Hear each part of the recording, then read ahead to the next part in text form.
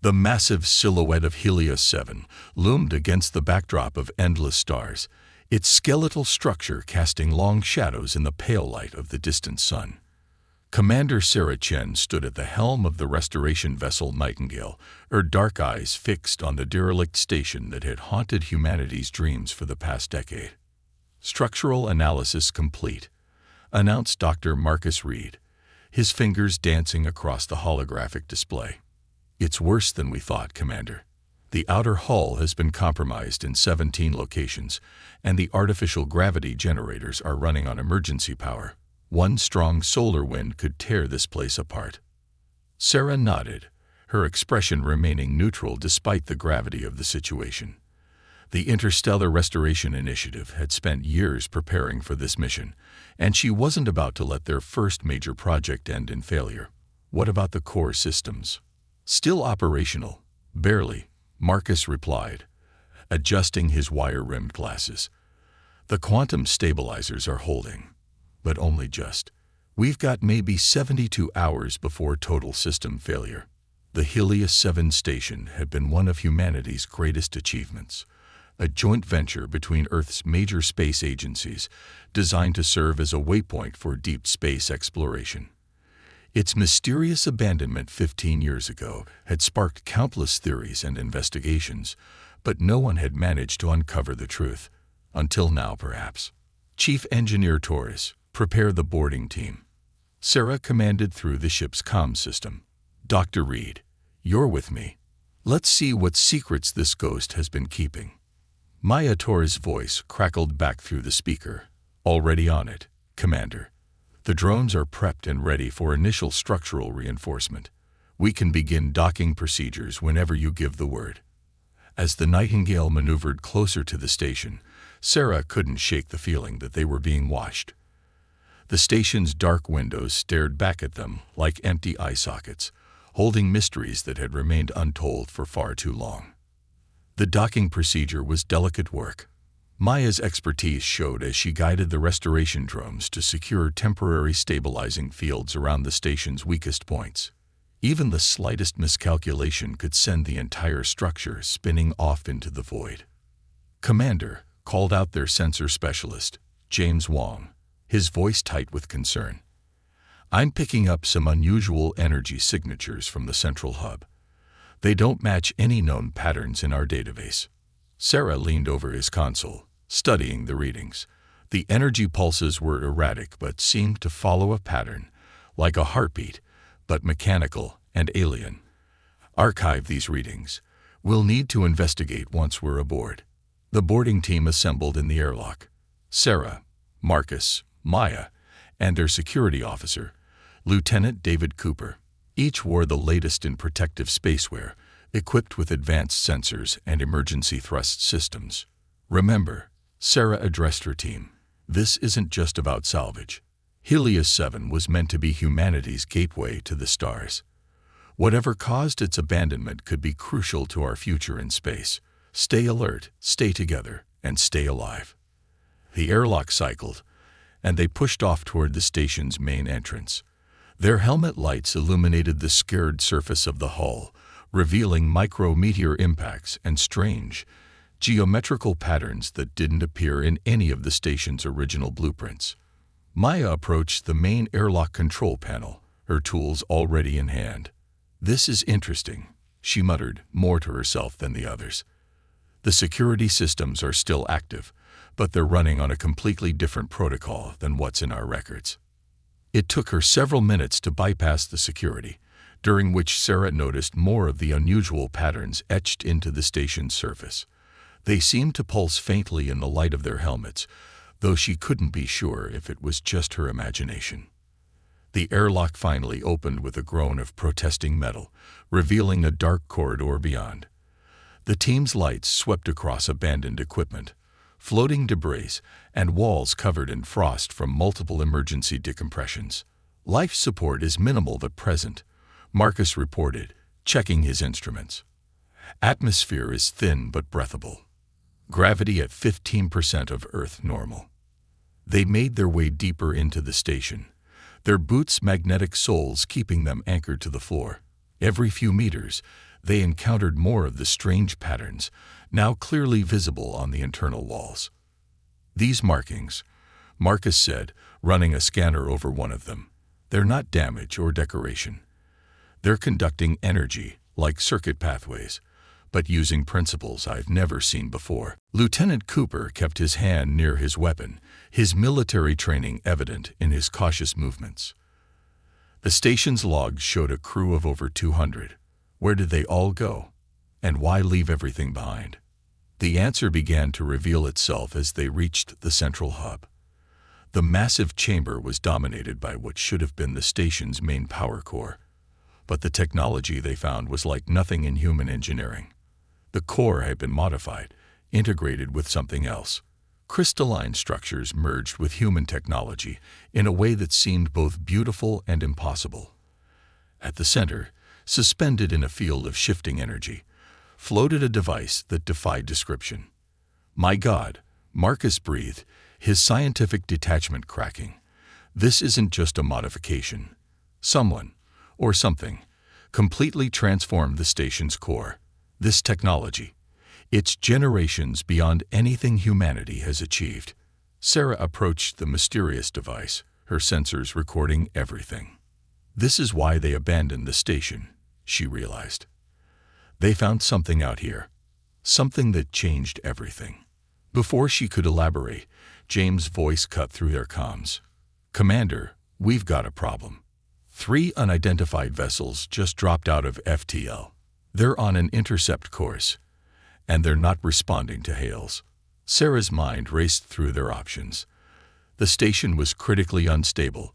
They had an unknown alien device to deal with, and now possible hostile ships approaching. But underneath the concern, she felt a spark of excitement. This was why humanity ventured into space, to uncover mysteries, to face challenges, to push beyond their limits. "Maya, begin emergency stabilization procedures. Marcus, gather all the data you can about this device. Lieutenant Cooper, prepare defensive positions." She took one last look at the transformed core, its ethereal light reflecting off her visor. "Whatever's coming, we're not leaving. Helios 7 has chosen to reveal its secrets to us, and we're going to make sure those secrets help humanity, not destroy it." The alien device pulsed, as if in response to her words, and for a moment, Sarah could have sworn she felt something, a presence, vast and ancient, stirring from a long slumber. Their real mission, she realized, was just beginning. Time was running out aboard Helios 7. The approaching vessels had reduced speed but maintained their intercept course, their intentions still unknown. Commander Sarah Chen watched their trajectory on a hastily restored monitoring station, while her team worked to stabilize the failing structure around them. "Maya, status report," Sarah called through the comm, her voice steady despite the mounting pressure. Chief Engineer Torres' response came between bursts of static. "We've managed to reinforce the primary support structures, but these alien modifications are fighting us every step of the way. It's like the station has its own immune system." Dr. Marcus Reed hadn't moved from the central core, his instruments scanning the crystalline structures that had merged with the station's original systems. "Commander, you need to see this," he called out, excitement breaking through his usually composed demeanor. "The energy patterns, they're not random. They're forming coherent data streams." Sarah made her way to his position, pushing through the low gravity with practiced ease. The alien device at the center of the chamber pulsed with increasing frequency, casting shadows that seemed to move with a life of their own. "What kind of data?"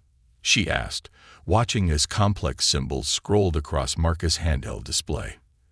"It's incredible," he breathed.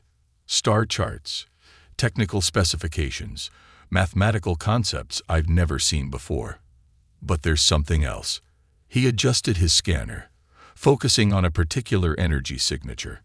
"These patterns, they match ancient artifacts found on Earth, specifically the geometric designs discovered in the Sahara ruins last year."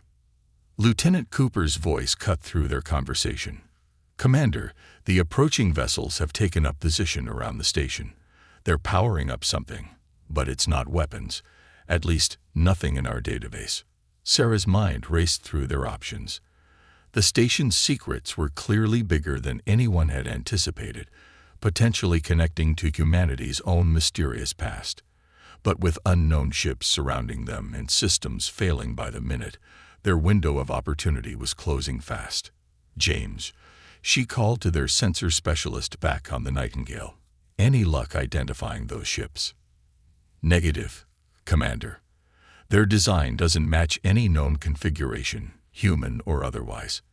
But, he hesitated, their hull composition shows traces of the same crystalline technology we're seeing in the station. A sudden surge of energy from the core sent cascading waves of light through the chamber. The alien device's pulsing quickened, and the geometric patterns on the walls began to glow with an inner fire. Marcus, what's happening? Sarah demanded, bracing herself against a console as the station trembled. The device. It's responding to the presence of those ships, he replied, frantically working his instruments. The data stream has changed. It's trying to tell us something. Maya's voice crackled through the comm again. Commander, the station's structural integrity is actually improving. Whatever that thing is doing, it's repairing the damage at a molecular level. This technology, it's like nothing I've ever seen. The crystalline growths throughout the chamber began to shift and expand, forming new patterns and structures before their eyes. Lieutenant Cooper raised his weapon instinctively, but Sarah gestured for him to hold position.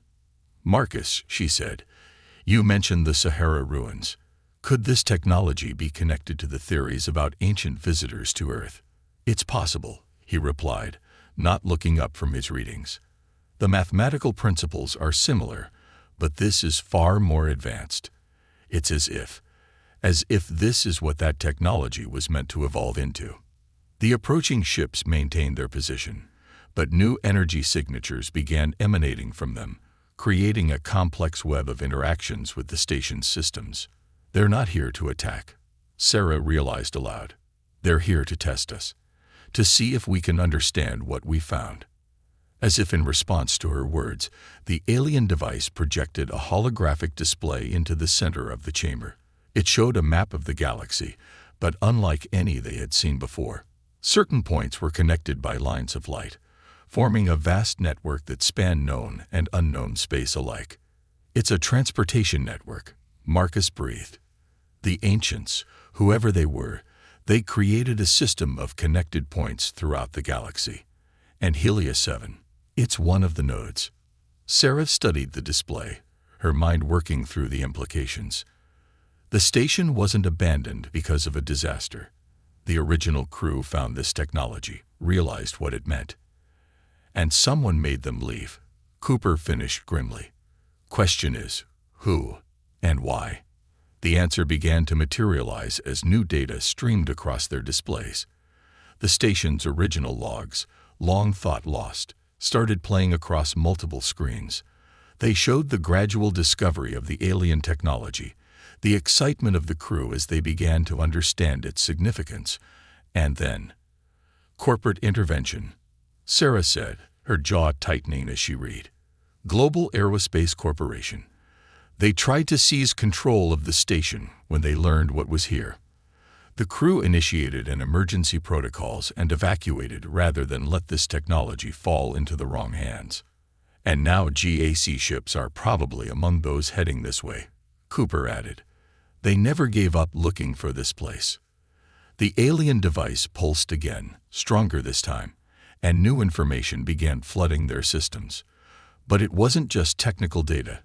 It was a message, translated into simple text. The NE2WRKA ends. Prove yourself is worthy. Sarah exchanged looks with her team. They had come to restore an abandoned station, but instead they had stumbled upon something that could revolutionize humanity's place in the galaxy, if they could protect it from those who would misuse it. Maya, she called, how long until we can get primary systems back online?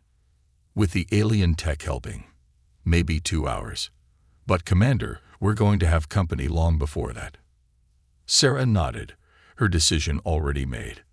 Then we've got 2 hours to make this station operational enough to defend itself. Marcus, keep working on decoding that data. Lieutenant Cooper, set up defensive positions around the core. Whatever's coming, we're not letting this discovery slip away from humanity again. The alien device's pulsing settled into a steady rhythm, like a heartbeat. Through the station's viewports, Sarah could see more ships appearing at the edge of their sensor range. The race was on, not just to restore Helios 7, but to prove humanity worthy of its incredible secrets. The alien device's steady pulse had become the heartbeat of Helios 7, synchronizing with the station's restored systems in ways that defied conventional physics. Commander Sarah Chen watched as crystalline structures continued to grow and reshape themselves throughout the central chamber, transforming the once decrepit station into something extraordinary. Multiple ships on approach, James reported from the Nightingale. I'm reading at least 5 Global Aerospace Corporation vessels, heavily armed. They're not bothering to hide their credentials anymore. Maya's voice joined the channel, tinged with excitement despite the looming threat.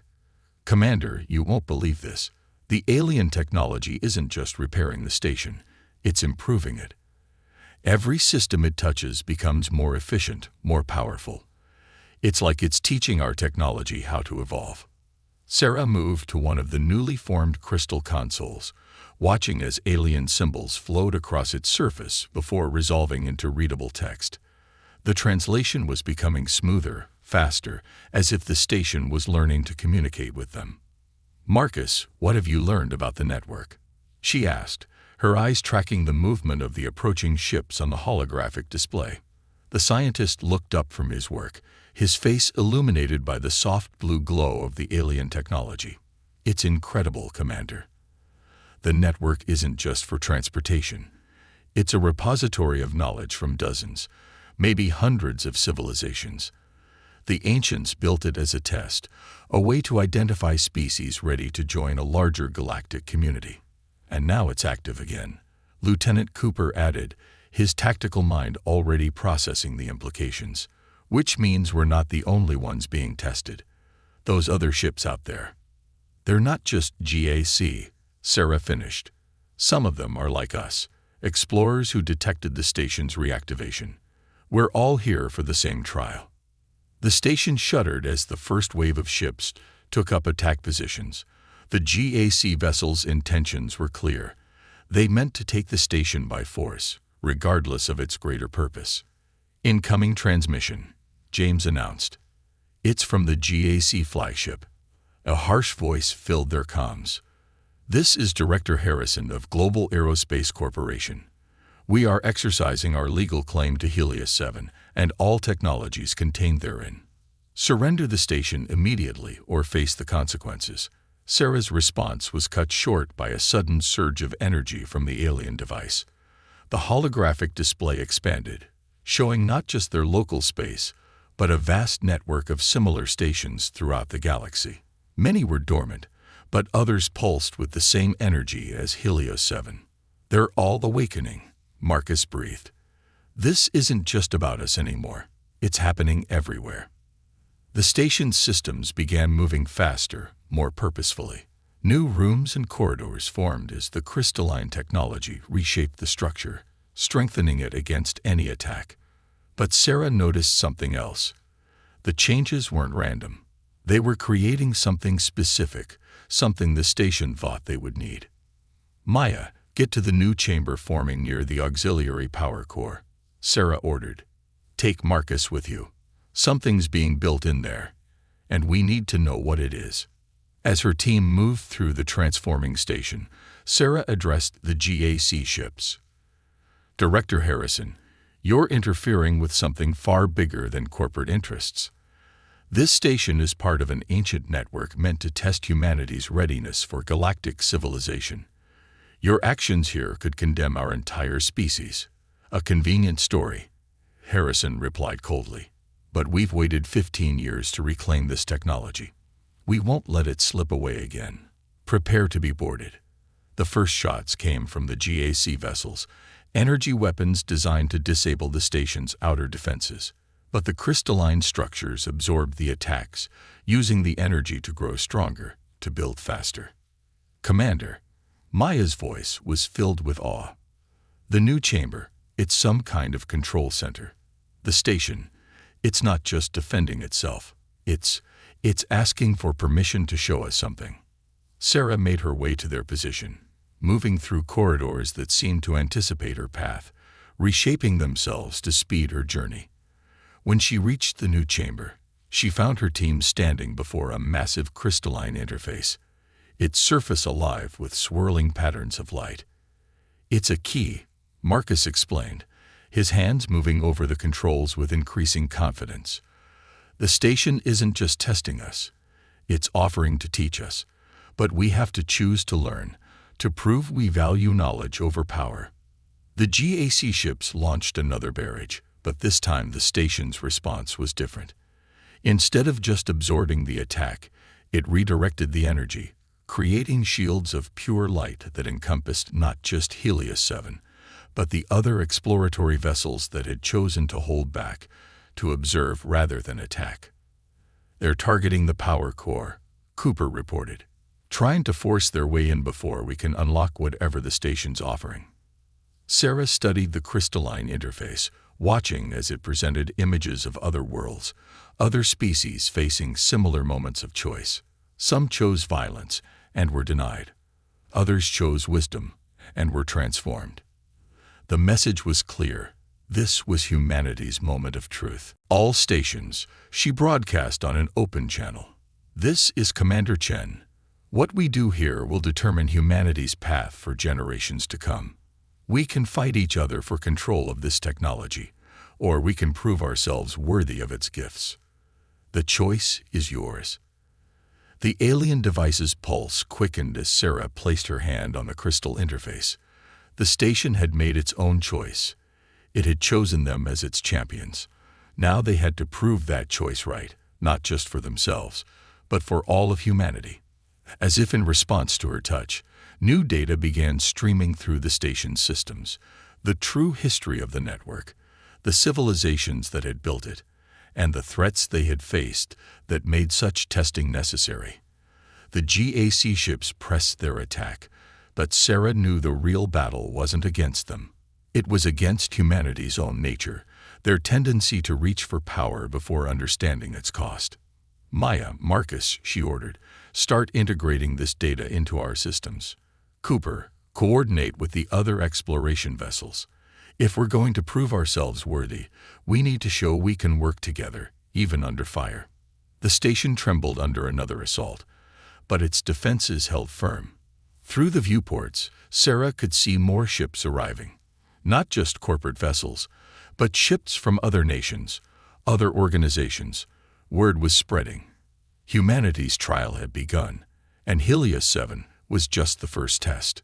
The space around Helios 7 had become a battlefield, but not the kind humanity was used to fighting. While GAC ships continued their relentless assault, the station's crystalline defenses held firm, transforming each attack into pure energy that fueled its ongoing evolution. Commander Sarah Chen stood at the new control interface, watching as more vessels arrived from Earth's various space agencies. "Commander," Marcus called out, his fingers dancing across the crystalline controls, "I've decoded more of the station's database.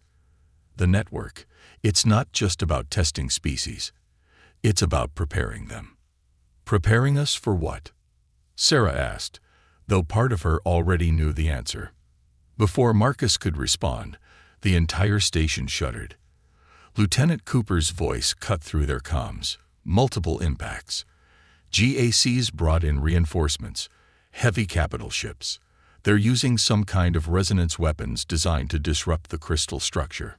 Through the viewport, Sarah watched as massive GAC warships moved into position, their specialized weapons sending waves of destructive energy through space.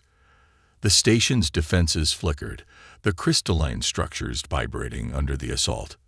They'd been planning this for 15 years, Maya observed grimly, working to stabilize the station's systems. They must have developed these weapons based on their initial research here. The alien device at the station's heart pulsed erratically, its rhythm disrupted by the attacks. But instead of weakening, it began to change, adapting to the assault. New patterns of light flowed through the crystalline network, forming complex geometries that seemed to bend space itself. The station, Marcus breathed, staring at his readings. It's not just defending itself anymore. It's offering us a choice. We can either retreat, seal off this node of the network, and wait for another species to prove worthy, or we can complete the trial. Right now. Sarah studied the stream of data flowing across the crystal interface. The images showed countless civilizations facing similar moments, some choosing to fight, others to hide, and a precious few who grasped the true purpose of the test. The other exploration vessels, she said suddenly, open a channel to all non-GAC ships in range. James's voice came through from the Nightingale. Channel open, Commander. This is Commander Chen. We all came here seeking answers, but what we found is something far more important. A chance to prove that humanity can rise above its divisions. The station isn't just testing our technology or our power. It's testing our wisdom, our ability to cooperate in the face of crisis. The resonance weapons continued their assault, but now other ships began moving into defensive positions around Helios 7. Not just individual vessels, but entire flotillas from different nations and organizations, choosing to protect rather than exploit. Look, Maya pointed to the holographic display. Similar scenes were playing out at other awakened stations across the galaxy. Different species, different civilizations, all facing the same crucial test. The alien device's pulse steadied, growing stronger.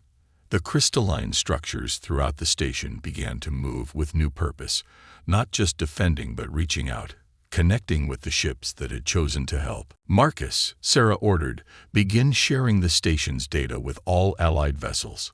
Maya helped them integrate it into their systems. If we're going to prove ourselves worthy, we do it together.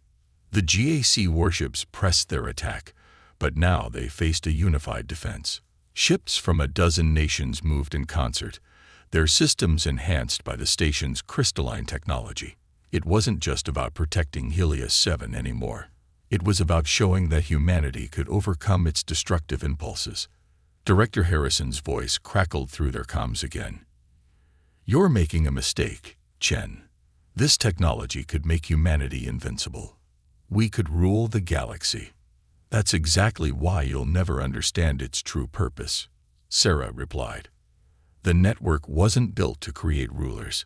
It was built to create guardians. As if responding to her words, the alien device unleashed a wave of energy, unlike anything they'd seen before.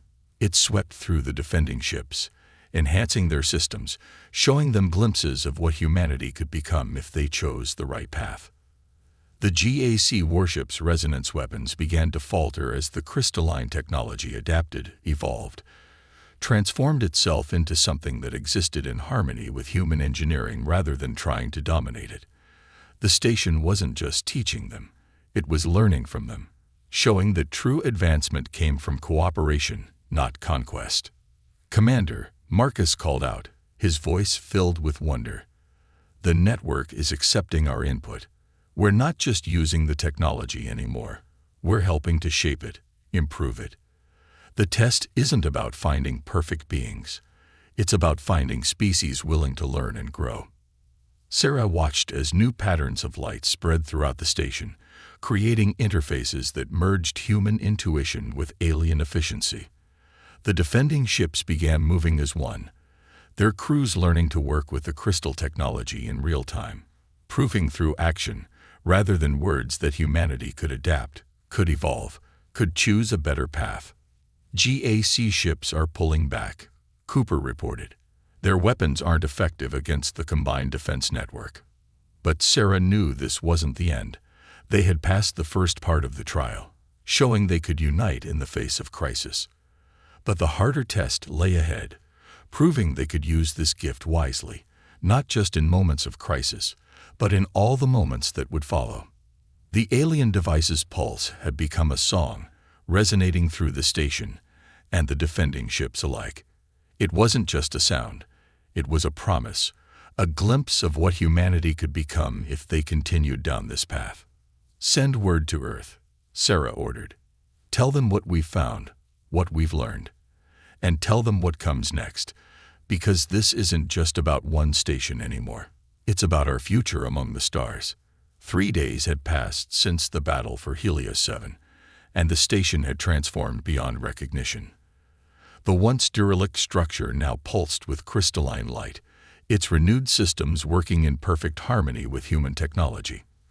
Commander Sarah Chen stood in the central chamber, watching as teams from a dozen nations worked together to understand their inheritance. "Final integration testing is complete," Maya announced, her voice filled with quiet pride. "The crystal tech has stabilized across all systems. It's like the station was waiting for this moment, waiting for us to prove ourselves ready." The alien device that had started it all now floated in a new configuration, its energy flowing freely through the station's enhanced systems. Around Helios 7, ships from Earth's various space agencies held position, their own systems gradually adapting to work with the crystal technology. Marcus approached, his tablet displaying streams of data from the station's vast database. "We've only scratched the surface of what's in here, Commander.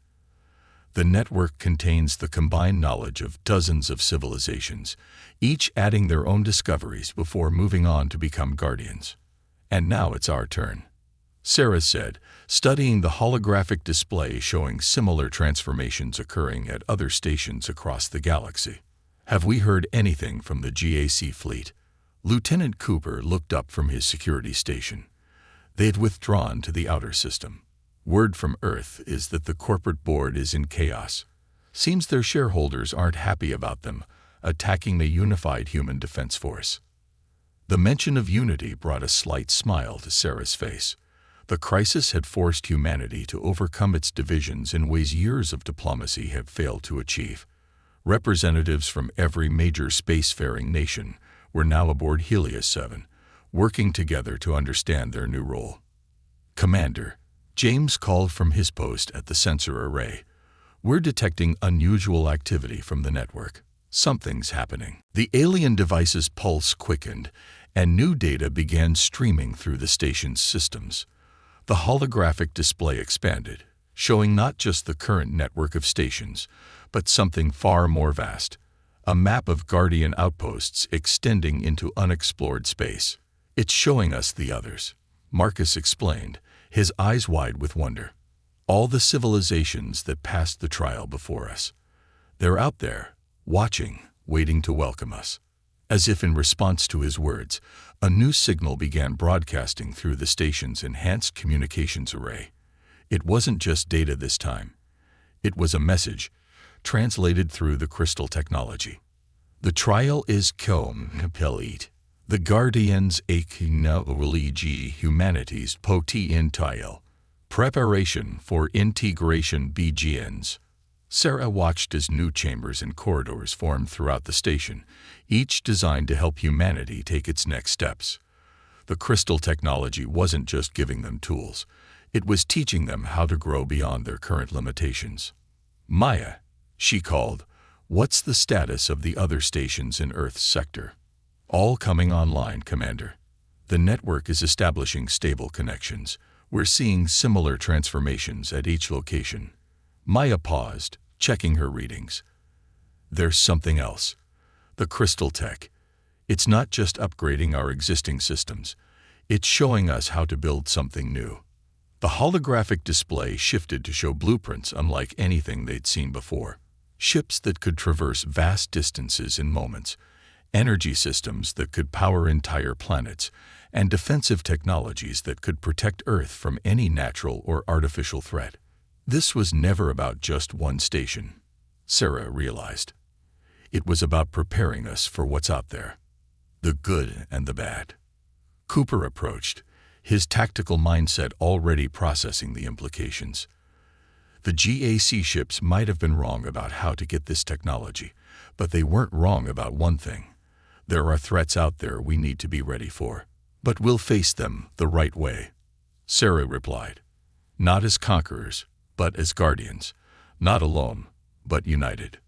The station hummed with energy as more ships arrived from Earth, bringing scientists, engineers, and diplomats eager to learn from their newfound inheritance. The crystal technology continued to evolve, adapting to human insight and creativity in ways that suggested this merger of technologies was exactly what its creators had hoped for. Message from Earth Command, James announced. They're requesting a full briefing on our status, and they're declaring Helios 7 the first site of the new United Earth Space Initiative. Sarah nodded, feeling the weight of the moment. They had not only restored Helios 7, but had restored humanity's hope for a greater future among the stars. The station had given them a chance to prove themselves worthy of joining something greater than their individual ambitions. Send word to Earth, she ordered. Tell them Helios 7 is ready to begin its new mission. And tell them to prepare for visitors. I have a feeling we'll be receiving formal introductions from our fellow guardians soon. The alien device's pulse had settled into a steady rhythm, now perfectly synchronized with the station's heartbeat. Through the viewports, Sarah could see ships beginning construction on new facilities around Helios 7, expanding humanity's presence in space, with purpose and wisdom rather than unchecked ambition. Marcus approached one last time, his expression thoughtful. You know, Commander, when we first found this station, we thought we were restoring a relic of humanity's past. Instead, we were building the foundation of its future. Sarah smiled, watching as the crystal technology continued its work, preparing humanity for its new role among the stars. We didn't just restore a station, Marcus. We restored hope. Now let's see where it takes us. The lights of Helios 7 shone brighter than ever, a beacon calling humanity toward its destiny among the stars, not as conquerors or subjects, but as guardians, ready to face whatever challenges awaited them in the vast unknown. First contact's price. The Xandari research vessel Lumina hung in Earth's orbit like a silvery teardrop against the black of space. Chief Researcher Ven pressed her four-fingered hand against the observation window, her iridescent scales reflecting the blue glow of the planet below. After centuries of searching, they'd finally found what appeared to be a promising candidate for uplifting. A young civilization showing signs of rapid technological advancement. Preliminary atmospheric analysis complete, announced junior researcher Krell from his station. Composition is unusual. High oxygen content, significant carbon dioxide presence.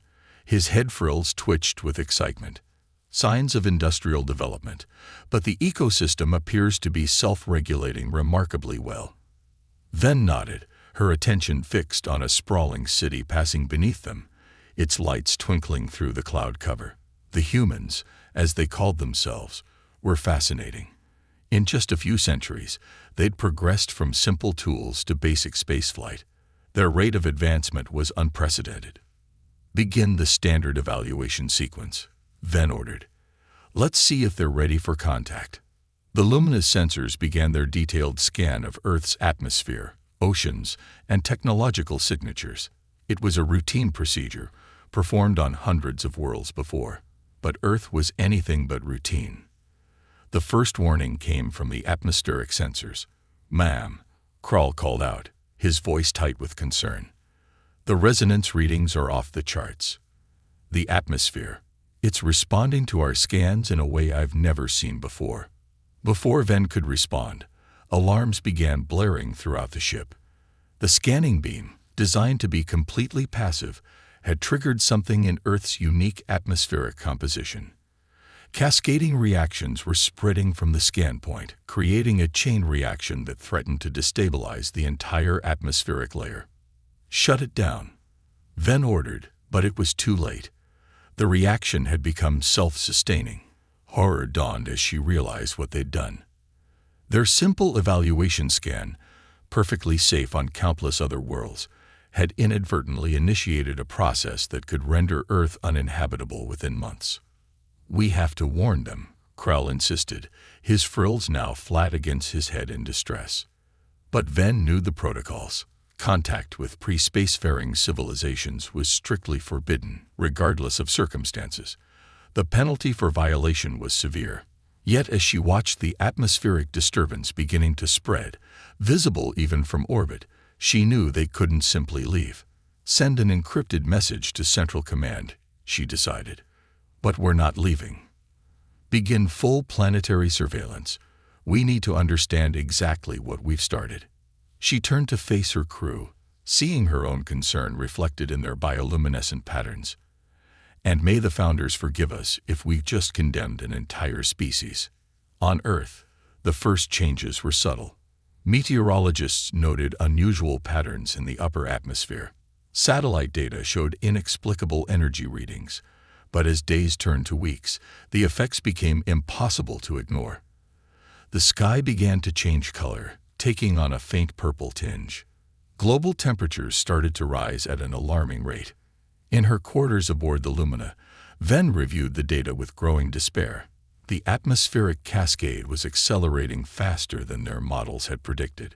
Without intervention, Earth's atmosphere would become toxic within 6 months. But any attempt to help would mean revealing their existence, violating the most sacred law of their civilization. As she watched humanity beginning to notice and respond to the crisis, Ven made a decision that would change 2 civilizations forever. She opened a channel to Central Command. This is Chief Researcher Ven of the Lumina. I take full responsibility for what I'm about to do. She paused, knowing her next words would end her career, possibly her freedom. We cannot stand by and watch this species die for our mistake. I am initiating first contact procedures. The response was immediate and harsh. Negative, Lumina. Maintain observation protocols. A rescue fleet is being dispatched to extract your crew. Do not interfere. Ven closed the channel, her scales darkening with determination. She turned to Krull, who waited expectantly at his station. Begin compiling all our data on the atmospheric cascade. Everything we know about what's happening and why. She moved to the main observation window, watching as another night fell over the troubled planet below. But the orders, Krull began, will doom this species to extinction, Ven finished. Sometimes, Krull, we must choose between what is lawful and what is right. She pressed her hand against the cool window, as if reaching out to the billions of lives below. Prepare a transmission in their primary languages. It's time humanity learned they're not alone in the universe, and that we owe them a debt we can never fully repay. The breaking point. Dr. Sarah Chen stood before the UN Security Council, her hand steady despite the weight of the information she was about to share. The chamber was packed, with representatives from every major nation hanging on her every word. The purple-tinged sky visible through the windows served as a constant reminder of why they were here. The atmospheric changes are accelerating, she began, pulling up a holographic display of Earth's atmospheric layers. What we initially thought was an environmental anomaly is something far more complex. The display showed energy patterns rippling through the upper atmosphere, creating cascading reactions that were slowly destroying the ozone layer. 3 months ago, we detected an energy signature in orbit, she continued. At first, we thought it was a new form of aurora. Now we know it was something else entirely. She paused, knowing her next words would change history. It was artificial. We are not alone, and someone out there made a mistake that's killing our planet. The chamber erupted in chaos. Security Council members spoke over each other, demanding explanations, proof, solutions. Sarah waited for the noise to die down before continuing. Yesterday we received this. She played the transmission that had arrived at every major observatory simultaneously. The alien face that appeared was unlike anything they'd imagined. Scaled, with bioluminescent patterns that shifted as it spoke. People of Earth, the translation read, I am Chief Researcher Ven of the Xandari science vessel Lumina. 3 months ago, our standard planetary survey accidentally triggered a cascade reaction in your atmosphere. Against our laws, I choose to warn you. You have approximately 5 months before your atmosphere becomes toxic to most life forms. We have the technology to help, but our government has forbidden interference. The choice of how to proceed is yours. The silence that followed was deafening. Sarah took a deep breath before delivering the final blow. The Xandari provided technical data explaining exactly what's happening to our atmosphere. They also included specifications for technology that could help. Technology far beyond our current capabilities. Defense Minister Jackson was the first to recover. Can we trust them? This could be preparation for an invasion. If they wanted to invade, they wouldn't need this elaborate setup, Sarah countered. The data they've provided matches everything we've observed. More importantly, it explains why our own attempts to counter the atmospheric changes have failed. President Torres leaned forward. How long would it take us to build this technology with our current capabilities? That's just it, Sarah replied, pulling up schematics the aliens had provided. We can't. Not in time. The materials alone would take decades to develop. We need their help, which they've explicitly said they can't provide. The Chinese representative pointed out. Their laws forbid it. Sarah allowed herself a small smile. True, but they gave us the plans anyway. I don't think that was an accident. Chief Researcher Ven is telling us something. If we want to survive, we need to think beyond conventional solutions. The Russian president spoke up. What are you suggesting, Dr. Chen? I'm suggesting we do what humanity does best. Improvise. She brought up a new set of calculations. We can't build their technology, but we can adapt our existing infrastructure to approximate it. Nuclear plants, particle accelerators, weather modification systems. If we repurpose everything we have, we might create something new, something that could save us. The cost would be astronomical. Someone protested. The cost of doing nothing is extinction. Sarah shot back. We need to decide right now. Do we spend our remaining months fighting among ourselves, or do we show these Xandari what humanity is capable of? In orbit, Ven watched the proceedings through the Lumina sensors. She'd violated every protocol by sending that transmission, and she knew a Xandari enforcement fleet was already on its way. But as she observed the humans' response, she felt her decision was validated. They're not panicking, Krell noted with surprise, monitoring global communications. Their leaders are already organizing a unified response. Look at their scientific networks, Ven replied. They're sharing the data globally, crowdsourcing solutions. They're doing exactly what I hoped they would. The enforcement fleet will be here in 2 months, Krell reminded her. They'll shut down any attempt to help. Ven's scales shifted to a pattern of determination. Then we better make sure humanity has everything they need before that happens. Keep transmitting data packages. Focus on their most promising research directions. On Earth, Sarah walked out of the UN building into the purple-tinted evening. Her phone was already flooded with messages from scientists around the world, all working on different aspects of the problem. The first global research teams were forming spontaneously, crossing borders and ideologies in the face of extinction. Looking up at the alien sky, Sarah felt something unexpected. Hope. Humanity had spent centuries dreaming of first contact. Now it had come in the form of a catastrophic mistake. But maybe that mistake would prove something, not just to the Xandari, but to humanity itself. They had 5 months to achieve what the aliens thought would take decades.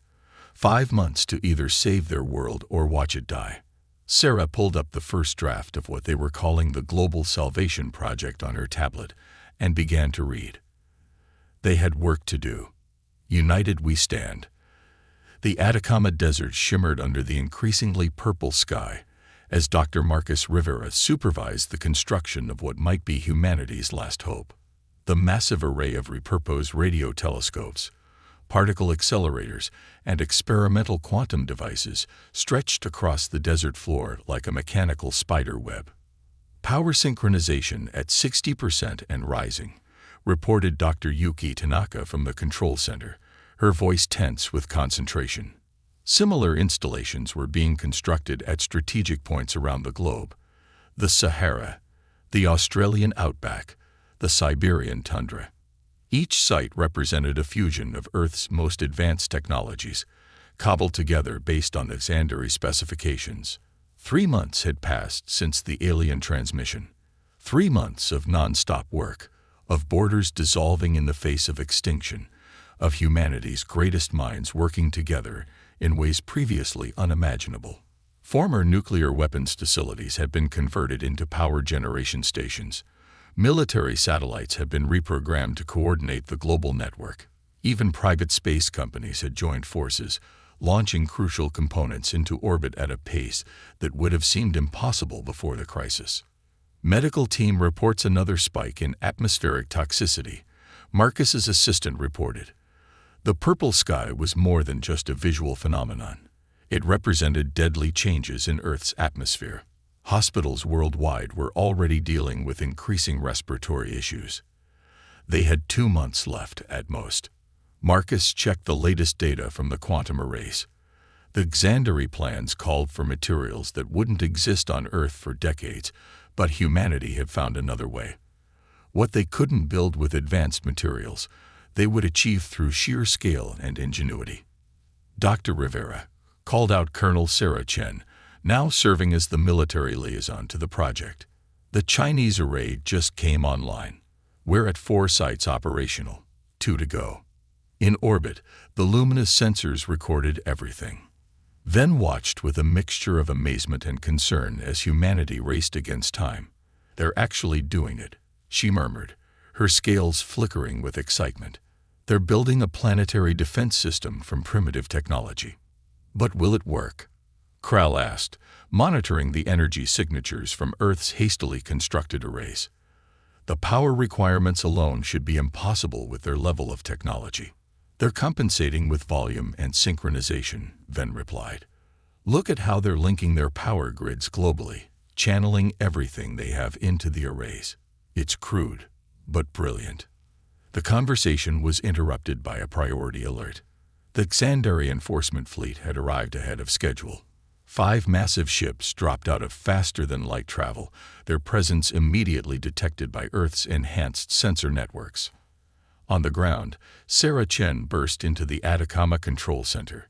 We've got company, she announced, pulling up the sensor feeds. Multiple alien vessels just appeared in orbit, much bigger than the Lumina. Marcus studied the data, his heart sinking. How long until the final arrays are operational? Australia will be online in 6 hours. The Siberian installation needs at least 12. We don't have 12 hours, Sarah replied grimly. Look at these energy readings. Those ships are powering up something big. In orbit, Ven faced the holographic projection of Fleet Commander Zax, her scales dark with defiance. These humans have done nothing wrong, she argued. The atmospheric cascade was our mistake. Your mistake, Zax corrected coldly. One which you compounded by violating non-interference protocols. We will clean up this mess, evacuate your crew, and let nature take its course. Nature. Ven's bioluminescence flared with anger. There's nothing natural about what we did to their atmosphere. And if you bothered to actually study what they've accomplished in 3 months. Enough. Zax cut her off. The humans have already detected our presence. We must act quickly to prevent further contamination. The enforcement fleet will deploy atmospheric purgers. The process will strip away the contaminated layers of their atmosphere. Most of their species will not survive, but the planet itself will eventually recover. You can't, Ven began, but the transmission cut off.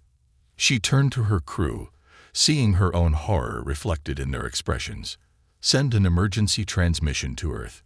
Warn them what's coming. Send everything we know about the enforcement fleet's technology. On Earth, Marcus and his team received the warning just as the first atmospheric purger began to power up. The massive alien ship glowed with energy, preparing to fire the weapon that would doom humanity. But humanity wasn't done yet. Sarah Chen's voice crackled over the global command channel. All arrays, this is an emergency override. We're activating now, ready or not. Full power to all operational sites. Reroute everything we've got. If we're going down fighting. Around the world, humanity's hastily constructed defense system roared to life. Power grids flickered as every watt of electricity on Earth was channeled into the arrays. The purple sky crackled with energy as humanity prepared to face its first interstellar confrontation.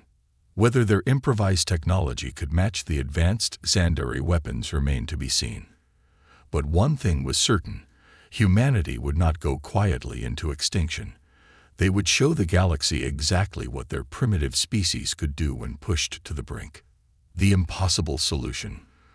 The Xandari Enforcement Fleet's weapons powered up, their energy signatures lighting up Earth's sensors like miniature suns. In the Atacama Control Center, Marcus watched as the countdown to atmospheric purging ticked away. They had minutes at most. All the rays at maximum power, Yuki reported, her fingers flying over the controls. Global power grid is holding, barely. We're channeling everything we have into the system. Sarah Chen's voice crackled over the command channel. We're detecting energy buildup in the alien fleet. Whatever they're planning, it's starting now. In orbit, Ven watched in horror as the enforcement fleet began their attack sequence. The atmospheric purgers would strip away Earth's contaminated atmosphere layer by layer, dooming most life on the planet. But as she monitored Earth's response, her horror turned to amazement. "That's impossible," Krell whispered, staring at the sensor readings. "They're arrays.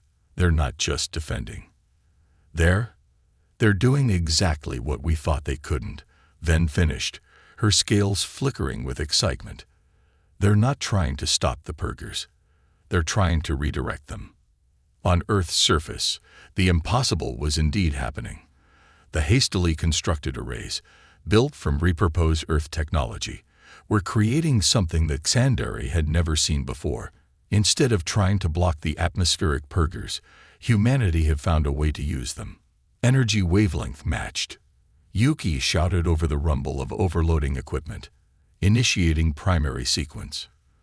The first purger beam struck Earth's atmosphere, but instead of stripping it away, something else happened. The human arrays caught the energy, channeled it, redirected it. The purple sky blazed with light as humanity turned the Xandari's own weapon into a tool. "It's working." Marcus's voice carried across the control center.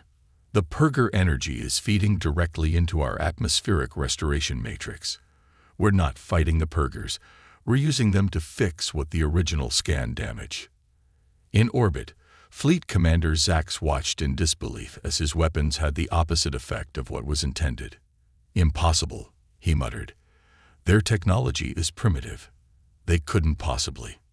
"They didn't need advanced technology," Ven interrupted, broadcasting across the fleet's command channel. "They found another way. Look at what they've built." The Xandari fleet's sensors showed the full scope of humanity's achievement. The arrays weren't individual units, but parts of a global network, each site compensating for the other's weaknesses. What they couldn't achieve with advanced materials, they'd accomplished through synchronization and scale. "All arrays report successful energy conversion," Sarah Chen announced, her voice tight with controlled excitement. "Atmospheric readings are stabilizing. The cascade is reversing." But victory came with a price. Around the world, power grids strained under the enormous load. The arrays themselves were never meant to channel this much energy. Equipment began to fail, circuits overloaded, and the carefully constructed network started to break down.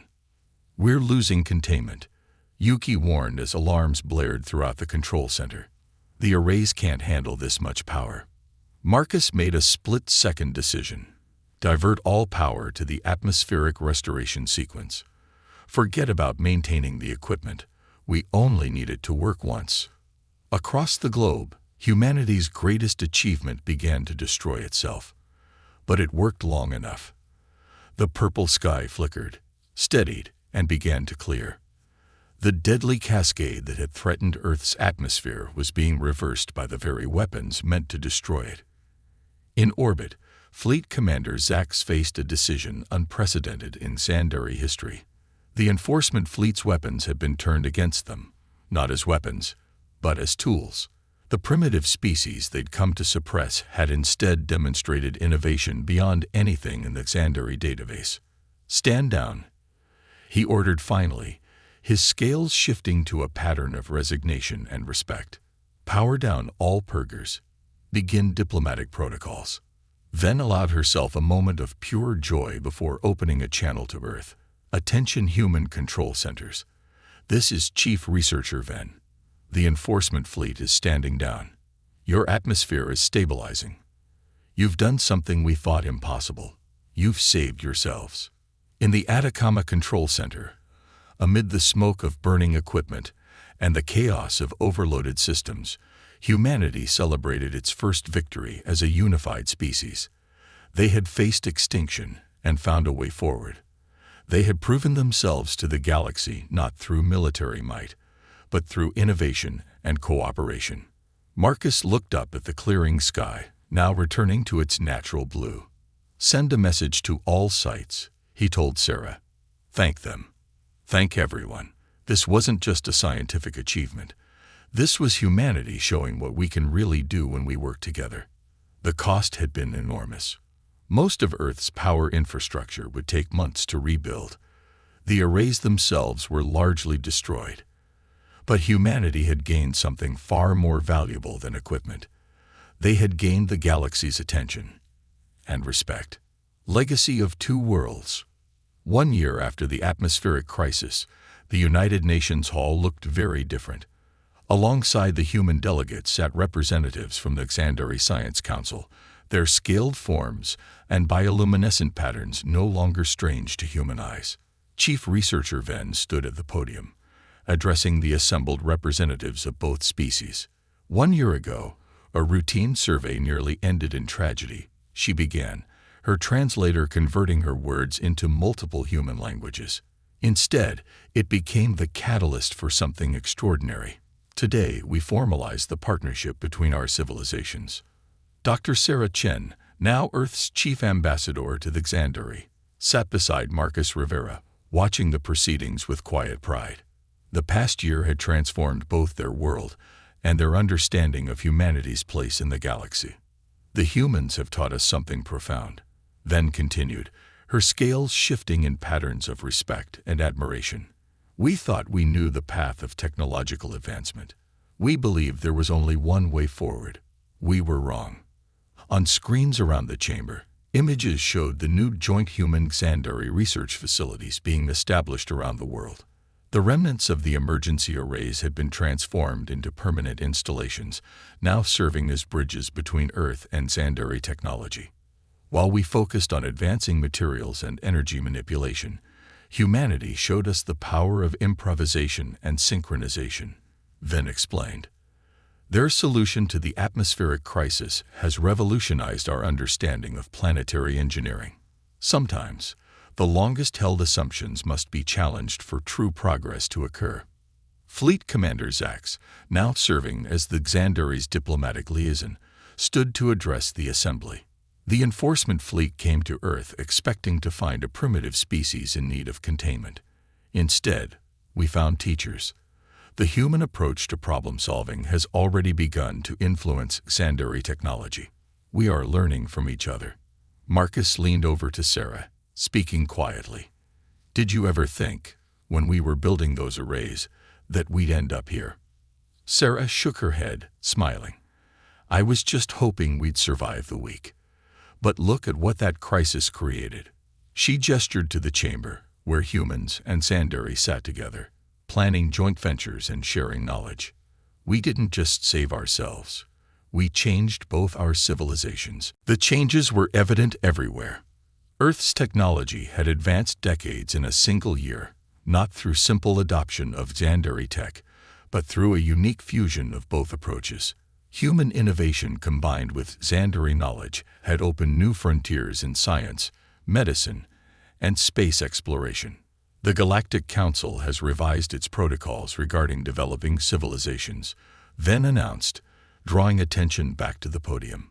The human response to our mistake has shown us that technological advancement cannot be measured solely by materials or energy manipulation.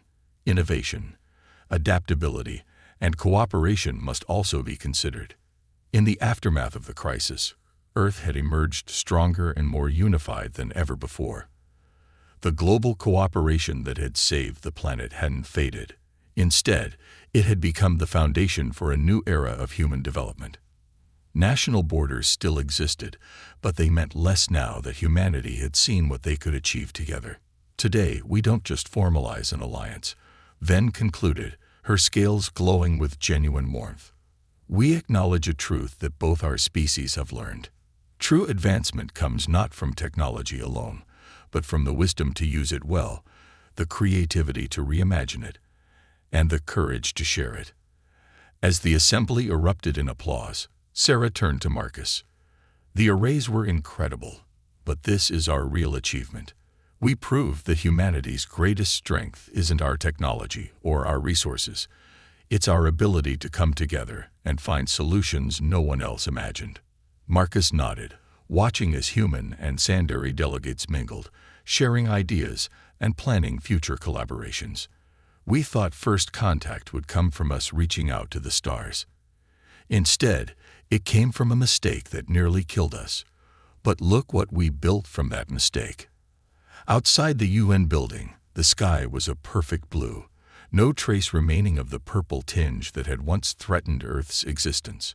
But the world beneath that sky had changed forever. Humanity had faced extinction and emerged not just survived, but transformed. They had proven themselves not through military might or technological superiority, but through innovation, cooperation, and the unwavering determination to find a solution where none seemed possible. As the sun set on this historic day, both humans and Sandari looked to the stars with new perspective. The galaxy was vast and full of wonders, but perhaps its greatest wonder was how a catastrophic mistake could lead to understanding, how crisis could forge connection, and how two very different species could learn that true strength lies not in the power of their technology, but in the wisdom to use it well and the courage to share it with others. The legacy of the atmospheric crisis would echo through both civilizations for generations to come, not as a story of near disaster, but as a testament to what could be achieved when different worlds came together, each bringing their own unique strengths to face a common challenge. It was the beginning of a new chapter in the history of both species, written together under the same stars.